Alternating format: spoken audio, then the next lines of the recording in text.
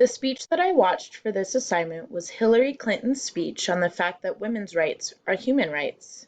The main point of the speech was human rights are women's rights, and women's rights are human rights once and for all. Her speech focused on issues that affect the lives of women every single day. Some of these issues include access to education or the lack thereof. Another issue she addressed was access to healthcare, jobs, or credit. Without these things, a woman's life is much harder. She also shared her view that the more free and happy women are, the better families flourish.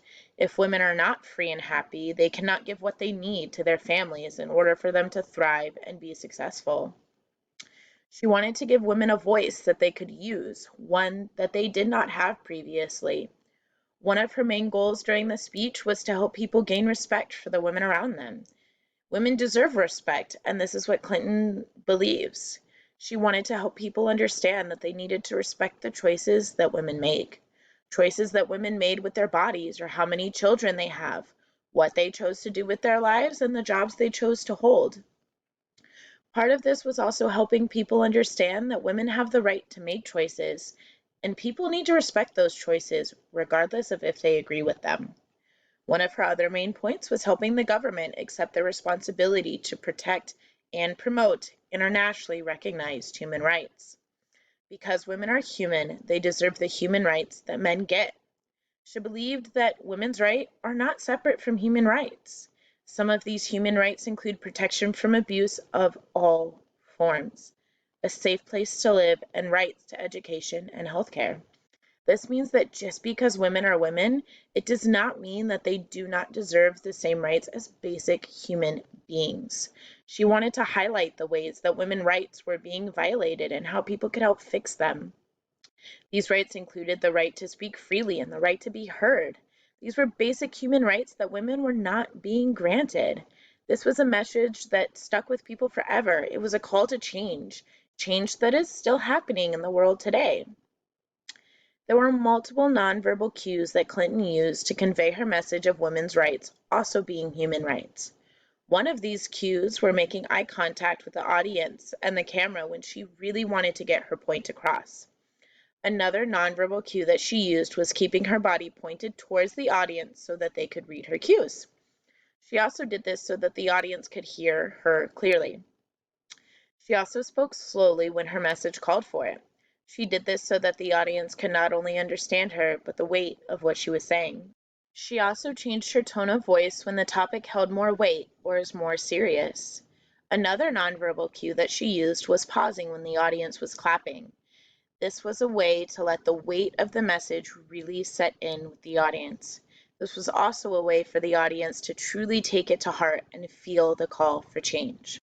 There were multiple listening challenges that I experienced while listening to the speech.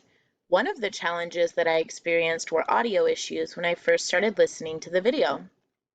The audio was not working and then it would go in and out, so I had to focus on getting the audio working before I could focus on listening to the video. The second challenge that I experienced was sometimes zoning out from the speech. This was a challenge because I had to focus on bringing my attention back to the video. Sometimes I had to rewind the video so that I could listen to the portion that I had zoned out on. There were also some activities that distracted me or affected my ability to listen to the speech. One of these distractions were my siblings.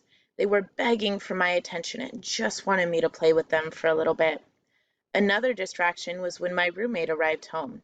The dogs barked for a minute and I took a second to talk to her. One of the last distracting activities that affected my ability to listen to the speech was when my mom was trying to make plans with me for the next couple weekends.